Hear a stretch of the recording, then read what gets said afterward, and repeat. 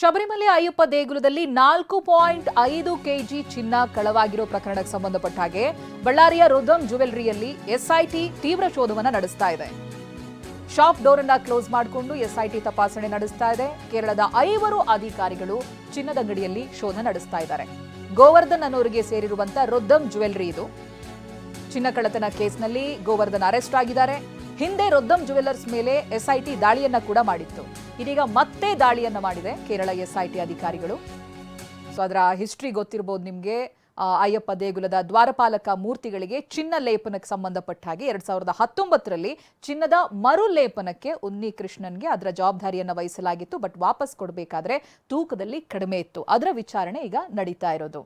ಪ್ರತಿನಿಧಿ ವಿನಾಯಕ್ ಒಂದು ವರದಿ ಕೊಟ್ಟಿದ್ದಾರೆ. ಈ ಬಗ್ಗೆ ಬನ್ನಿ ನೋಡೋಣ.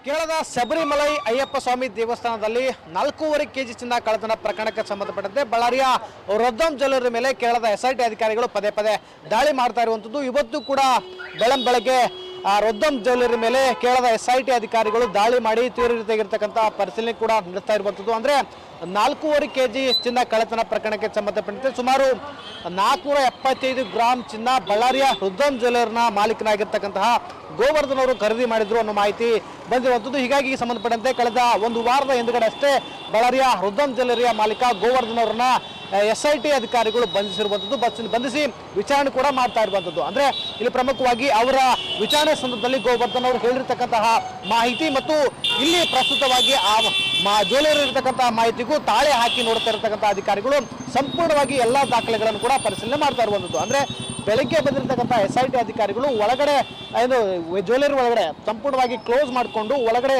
ತನಿಖೆ ಕೂಡ ಮಾಡ್ತಾ ಇರುವಂಥದ್ದು. ಅಂದ್ರೆ ಪ್ರತಿಯೊಂದು ಇಲ್ಲಿರ್ತಕ್ಕಂಥ ಸುಮಾರು 10ಕ್ಕೂ ಹೆಚ್ಚು ಸಿಬ್ಬಂದಿಗಳು ಈ ರುದ್ರಂ ಜ್ಯುವೆಲರಿಯಲ್ಲಿ ಕೆಲಸ ಮಾಡ್ತಾರೆ. ಆ ಸಿಬ್ಬಂದಿಗಳನ್ನು ಕೂಡ ವಿಚಾರಣೆ ಮಾಡ್ತಾ ಇರುವಂಥದ್ದು. ಅಂದ್ರೆ ಪ್ರಮುಖವಾಗಿ ಇದೇ ವಿಚಾರವಾಗಿ ಏನಂತಂದ್ರೆ ಈ ಗೋವರ್ಧನ್ ಅವರು ಕೊಟ್ಟಿರ್ತಕ್ಕಂಥ ಹೇಳಿಕೆ ಮತ್ತು ಇಲ್ಲಿರ್ತಕ್ಕಂತಹ ದಾಖಲೆಗಳಿಗೂ ತಾಳೆ ಹಾಕಿ ನೋಡ್ತಾ ಇದ್ದಾರೆ. ಅಂದ್ರೆ ಯಾವುದಾದ್ರೂ ವ್ಯತ್ಯಾಸಗಳು ಕಂಡು ಬರ್ತಾವ ಅನ್ನೋ ಕೂಡ ಸಾಕಷ್ಟು ರೀತಿಯಾಗಿರ್ತಕ್ಕಂತಹ ತನಿಖೆ ಮತ್ತು ವಿಚಾರಣೆ ಕೂಡ ನಡೆಸ್ತಾ ಇರುವಂಥದ್ದು.